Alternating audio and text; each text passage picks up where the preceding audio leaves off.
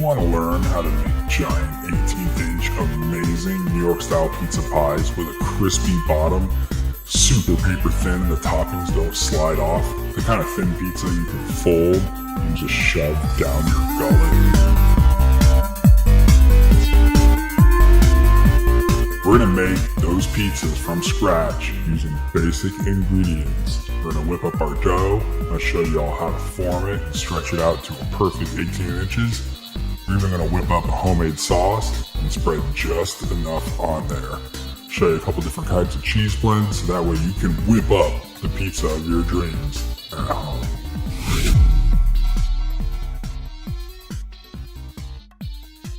All right, so first step to getting this baller New York pizza underway is getting our dough made. I got everything pre-measured out right here. This will make it a lot easier for you. I like to do everything by weight.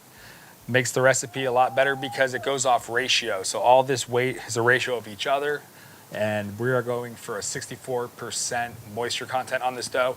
That is what you use New York style pizzas. They're like 61, 62, but in your home oven, it's not gonna have the same kind of like heat properties as a pizza oven. So we're gonna go a little bit higher on the moisture content to allow us for a longer cook time. For ingredients, we're using flour. You wanna make sure you're using the right flour. I use the type 00.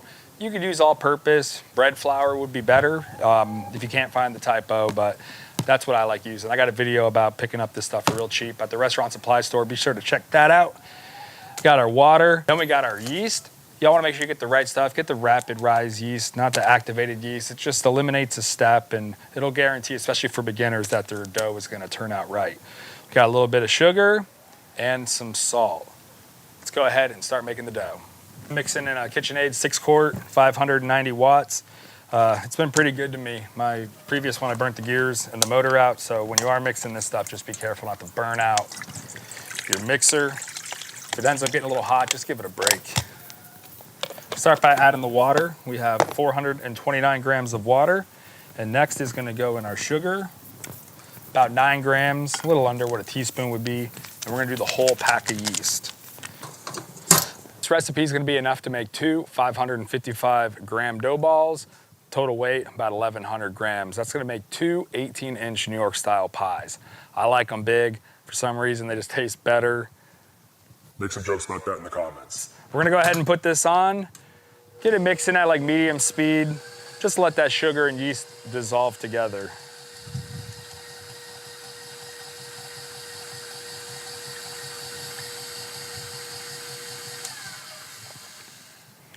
Now that our yeast is combined with our sugar and water, we're gonna go ahead and put it on 2 and just slowly start adding our flour. Add just a little bit of that flour at a time until it starts to incorporate with the liquid mixture. That way you don't jam up your mixer.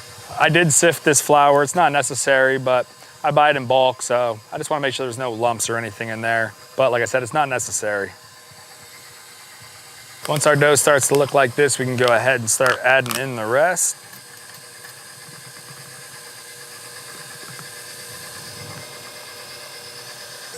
Last, we're gonna add our salt.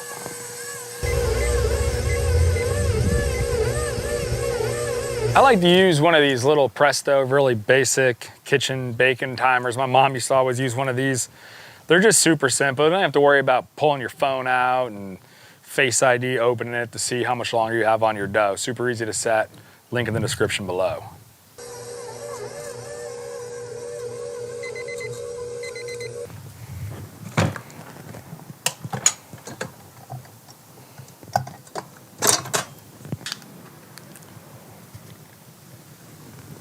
Now that our dough's mixed for 8 minutes, we're gonna go ahead and just leave it in this bowl, wrap it in a little plastic wrap, let it rest for 20 minutes, enjoy a beer. While that dough's resting, we'll go ahead and get the sauce made. Super simple sauce, New York style sauce. It's kind of on the thinner side. You don't really use that much of it. Some people just do tomatoes, some tomato salt. I like to add a little bit of all these ingredients, but a super small amount. The tomatoes are still definitely the star on this. We're gonna put just a pinch of an Italian seasoning. We're gonna do a little bit of extra virgin olive oil, tiny bit of sugar and a tiny bit of garlic. The subtle flavors will work really nice with the cheese and without making our sauce too overbearing or too thick. Now you're gonna want a container that you can mix it up in and preferably store it in. That makes it easy. I like these little to-go containers. You can get these at the restaurant supply store or on Amazon, or if your wife just eats a lot of pho, these things will stack up quick. And then you're gonna need something to blend it with. I like the immersion blender. You can kind of control the thickness of it, but if not, you could use a blender too. For tomatoes, we're using whole San Marzano tomatoes. This is really important. San Marzano tomatoes are just like synonymous. It's like a sauce type tomato. They grow pretty good in our garden, but of course now it's the fall and we don't have any. You definitely, no matter what you get, you want to use whole tomatoes. They're just processed a little bit less. They add some chemicals to the different purees and diced tomatoes. That way they hold their shape in the can. This doesn't have that. Olive oil, just a little drizzle. I'd say maybe a tablespoon's worth. Garlic is like that. Sugar, a pretty good pinch. I go for like maybe like a half a teaspoon. The Italian seasoning, really small amount. These San Marzano tomatoes are actually packed with basil in them already. If that wasn't the case, I would put fresh basil in the sauce.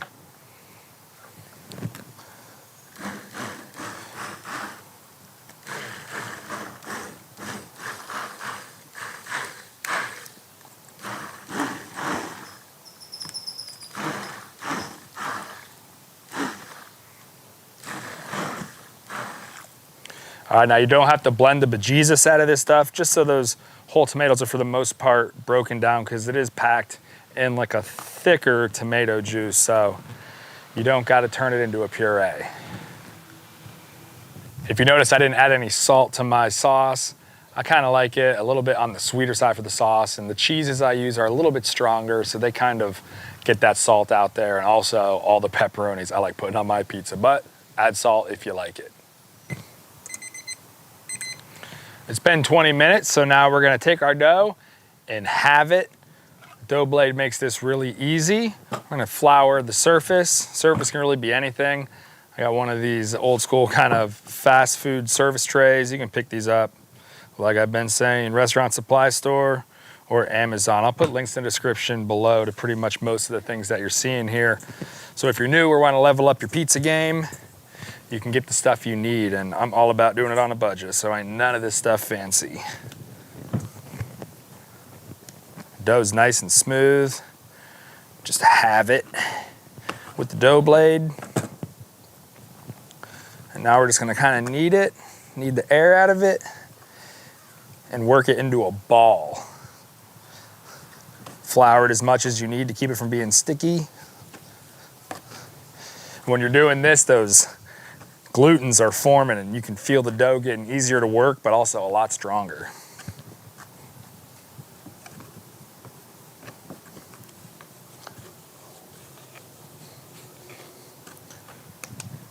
When we're done with our dough ball, I'm gonna go ahead and put it in really whatever you got. I like the little stainless IKEA bowls. They're perfect for proofing up the dough. They're about the right size for something this big, and the dough doesn't really stick. I also use a little bit of olive oil in the bottom of the bowl and a little bit on top of the dough. But before we do that, we're gonna punch it down one more time. A little olive oil on the top, and then we're gonna wrap it in plastic.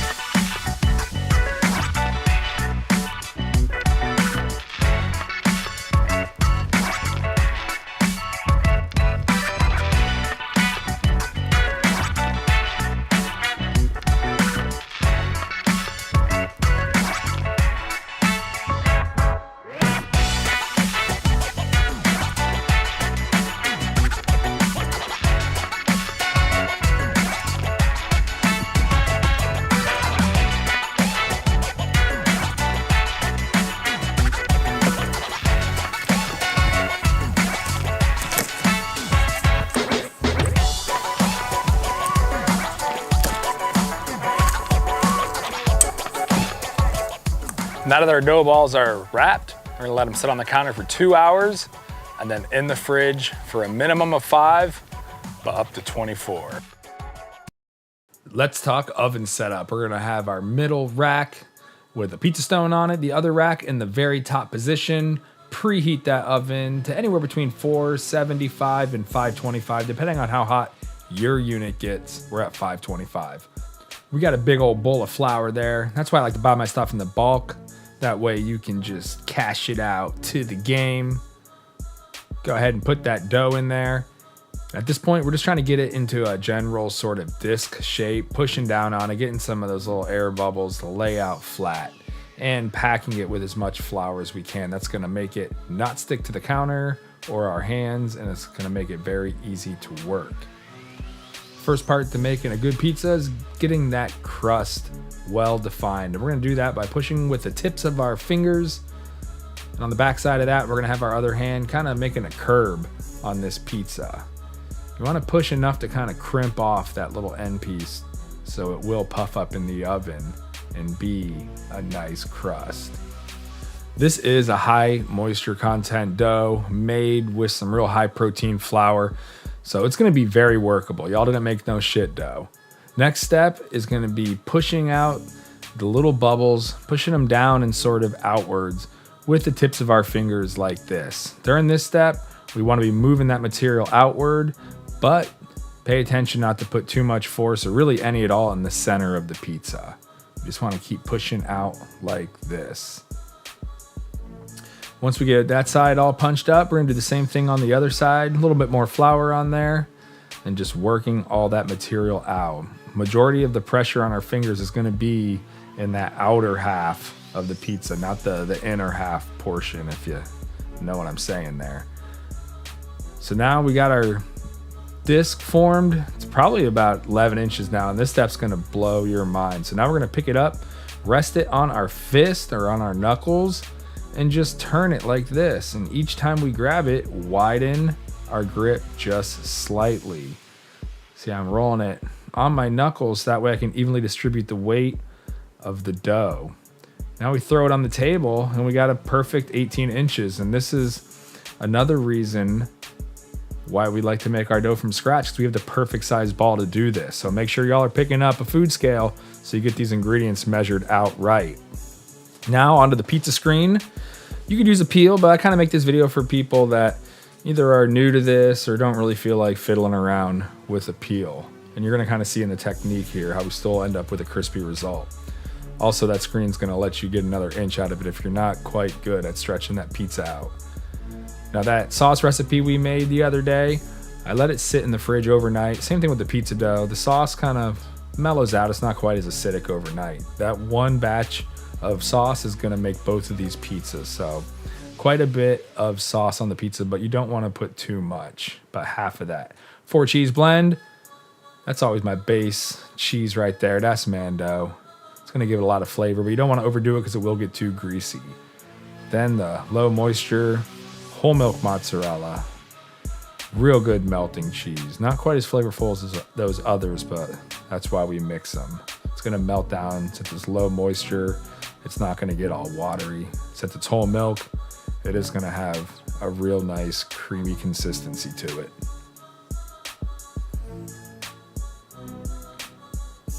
You know, on this channel, I make a lot of cheese pizzas and pepperoni pizzas. If you notice, I haven't really been making too many crazy ones, but that's because I feel like before you can really master the pizza game, man, you got to get the cheese and the pepperoni pizzas down. Go to any place and order a cheese or pepperoni. You'll see if they're really good. All right, so now we're cooking. This is sort of a 3-tiered step. First step is gonna be on the shelf that has the stone. Check out these tongs, get you some of these too. And install on the screens, that way we can pick it up and we're gonna move it to the top. And it's gonna do another 6 minutes up top. The reason why we're doing this is it's closer to the roof of the oven. That heat can radiate down and get your cheese and toppings nice and bubbly. That's the challenge of cooking in a home oven. To get the top and the bottom cooked perfectly, it's a little bit of work. But check out this trick now. You don't even have to be able to use a peel. You just slide it right off that screen and just let it chill on that stone until it gets to your desired crispiness level. This one we did for a minute. and it got pretty crispy. No real visual signs of kind of browning on the bottom, but it was pretty crispy. I like it a little bit more crispy. I like to do it for 4, but I wanted to do one of each so y'all could see. The second pie I made, I did for 4. Get it out of the oven. First thing I like to do is hit it with a little bit of Parmesan cheese. Soaks up the grease and just adds more flavor. And then you can just slide it right off the pizza screen and onto a cardboard box or pizza box or whatever you got, and let it sit for 2 to 3 minutes before you go cutting into it so it can set up a little bit. See, this one right here, that one's been 4 minutes, but a little bit more toppings. That one's going for a little bit more crispy texture. But once that pizza sets up, you can see that your toppings aren't going to slide off. It's super duper thin. And the bottom has a nice little crisp to it. That was the one we only put on the stone for a minute.